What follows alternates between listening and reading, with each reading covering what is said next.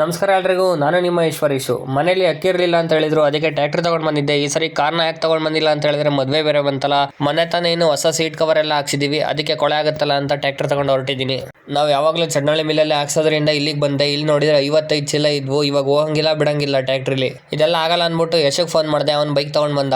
Tractor ಅಲ್ಲೇ ನಿಲ್ಸ್ ಬಂದಿದೆ, ಸಂಜೆ ಮೇಲೆ ಹೋಗೋಣ ಅಂತ ಹೇಳಿ. ಮನೆ ಹೋಗ್ತಿದ್ದಂಗೆ ಮದುವೆಗೆ ಒಂದು ಸೆಟ್ ತಗೊಂಡಿದ್ದೆ, ಅದನ್ನ ಇವಾಗ ಓಪನ್ ಮಾಡ್ತಾ ಇದ್ದೀನಿ.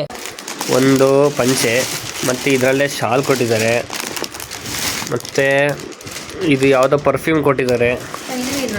ಮನೇಲೆ ಊಟ ಮಾಡ್ಕೊಂಡು ಸೀದಾ ಮಿಲ್ಲಿಗೆ ಬಂದೆ. ನಾನು ಬರೋಷ್ಟರಲ್ಲಿ ಎಲ್ಲರದು ಹಾಕಿದ್ರು, ಇವಾಗ ನಮ್ಮದೇ ಹಾಕೋದಿರೋದು. ಅಕ್ಕಿ ಎಲ್ಲ ಹಾಕ್ಸ್ಕೊಂಡು ಸೀದಾ ಊರ್ ಕಡೆ ಬಂದೆ. ಮನೆಗೆ ಬರ್ತಿದ್ದಂಗೆ ನಮ್ಮ ಅಣ್ಣ ಪತ್ರಿಕೆನೆಲ್ಲ ತಗೊಂಡು ಬಂದಿದ್ದ, ಅದನ್ನೆಲ್ಲ ಕಾರಿಂದ ಕೆಳಗಿಳಿಸಿದ್ವಿ.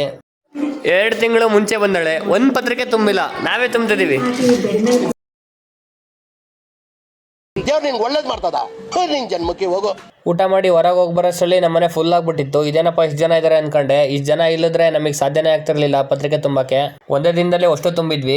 ನಮ್ಮನೇಲಿ ಎಲ್ಲರೂ ಕೂಡ ನಮ್ಮ ಅಕ್ಕಗೆ ಸ್ವಲ್ಪ ಜಾಸ್ತಿ ಪ್ರೀತಿ ಕೊಡ್ತಾರೆ, ಅದಕ್ಕೆ ಅವಳು 18 ಸೀರೆ ತಗೊಂಡಾಳೆ. ಆದ್ರೂ ನಮ್ಮ ಅಕ್ಕ ನಮ್ಮ ಮನೆಗೆ ಇಲ್ಲದಿದ್ರೆ ಫುಲ್ ಖಾಲಿ ಖಾಲಿ ಅನ್ಸುತ್ತೆ.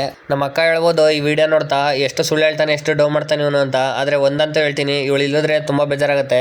ಇದಾಗಿತ್ತು ಇವತ್ತಿನ ದಿನಚರಿ.